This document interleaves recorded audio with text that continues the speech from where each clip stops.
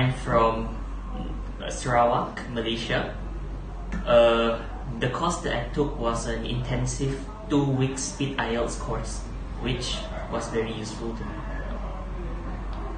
Ian, you finally done your IELTS test. Yeah.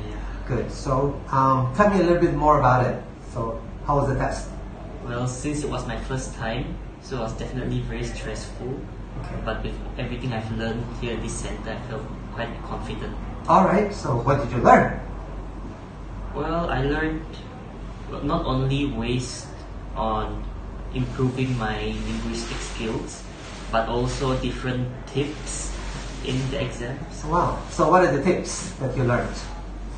For instance, to approach writing task 2, as well as speaking part 3. Can you be more specific about this? Because both writing task 2 as well as speaking part 3 are based on opinions. So you'll have to learn how to develop your arguments well, as well as how to provide your thinking, your logical reasoning in a coherent manner. Okay, good. So how important is time management in your IELTS reading test? Do you mean during the actual exam? Yes. Oh, it is very important, of course. Okay. For instance, you shouldn't dwell too long on a certain question. If you find yourself stuck at any instant, you have to simply move on. Just work on what you know well, what you are confident in, and then just get back to... Okay, let's talk about IELTS speaking part 3.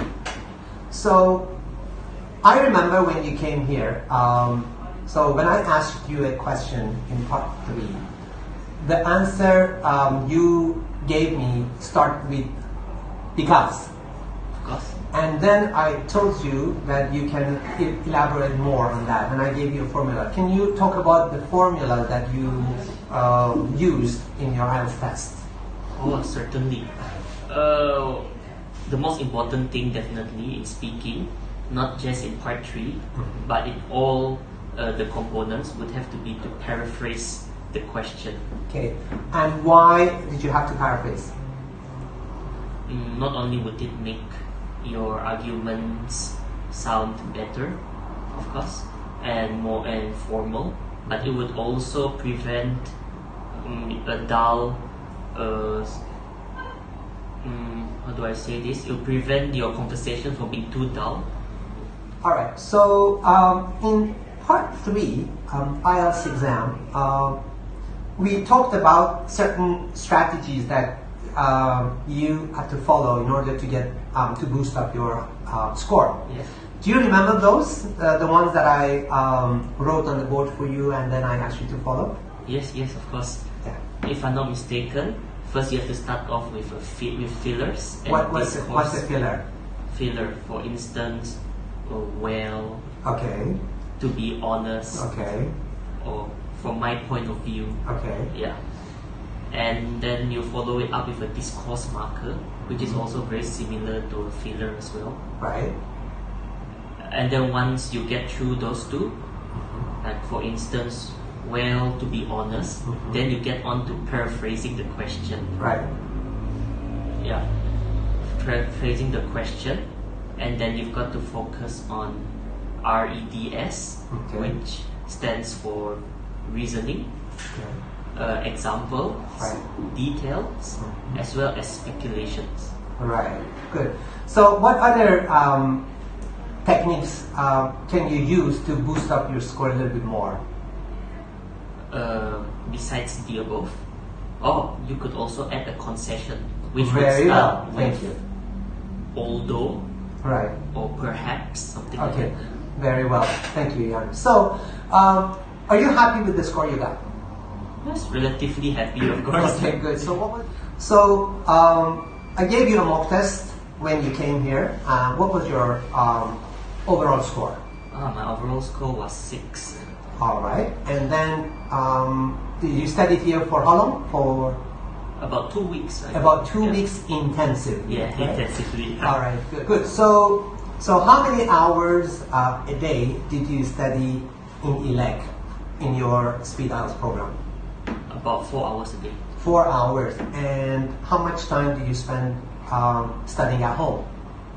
7 hours, if I'm not mistaken. Yeah. 7 hours. And all right, very well.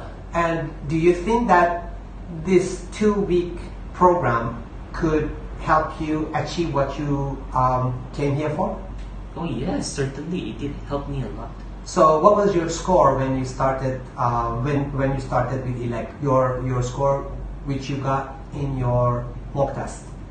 My forecast score was initially 6. Okay. And what was your real IELTS score? An 8. Oh, you got 8. Yes. All right. And all right. I remember that your reading was 7 when you came here. Mm-hmm. And what was your score in reading? I managed a 9. Oh, you got 9. And listening? Listening was an 8.5. 8.5. All right. And your speaking? Was an 8. 8. I remember you said that you were not happy with your speaking test because you forgot some of the questions or something. Can you talk about that? Yeah, sure. I mean, the speaking test is definitely very subjective. Questions can differ for each individual. So, certainly the questions I got that day were pretty odd. Okay. But you still got 8. Yeah. Why? Why? Because while the questions may be weird, they technically emphasize on the use of the components, as I've mentioned earlier, the use of discourse markers, fillers, the REDS method. Yeah. Alright. So, great. I'm very glad that you got what you wanted and you're going to study in the UK, right? Yes. Alright. Very good. So, what are you going to study then? I'll be doing a graduate course in mechanical engineering. Excellent, excellent. Well, very well. Well done, Ian. And I wish you all the best. And just make sure that you keep in touch with us. You know? Yeah, thank you, definitely, sir. All right. Thank you very much, Ian. Thank you so much. Appreciate that. Thank you. Bye-bye. I'm really grateful to ELEC for helping me achieve a score of 8, especially on my first try.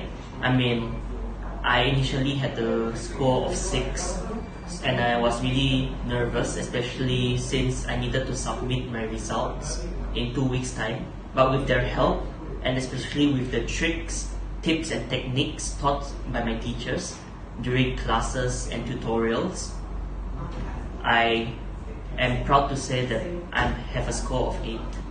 And I will definitely keep in touch with everyone in this center. Thank you.